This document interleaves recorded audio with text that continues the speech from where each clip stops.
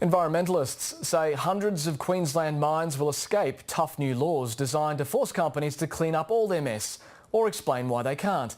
They say loopholes in the Palaszczuk government reforms mean existing mines are off the hook, but the government says it's meeting its election commitment. Christa McMillan can see the remains of the Ebenezer coal mine from her front yard at Willowbank near Ipswich. She'd like to see the massive holes filled and planted over, but isn't optimistic. I don't think anything will be done about it because they'll say the money's needed elsewhere. And goodbye that. Environmentalists say new laws won't fix the situation here or at other existing mines because tougher rehabilitation standards won't apply. The exemptions really mean a lot of business as usual in terms of what companies have already said they're going to be leaving behind. Ebenezer's owners want to sell the site as a garbage dump. Failing that, they'll leave it for grazing, water storage or wildlife habitat, but the holes will remain.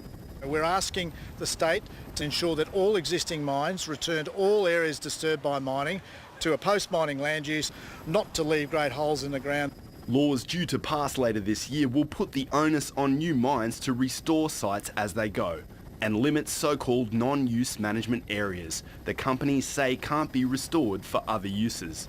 But existing mines won't have to justify or notify the public about what they plan to leave behind, which will largely defeat the purpose of the reforms. The mining lobby says anything else would be bad for business.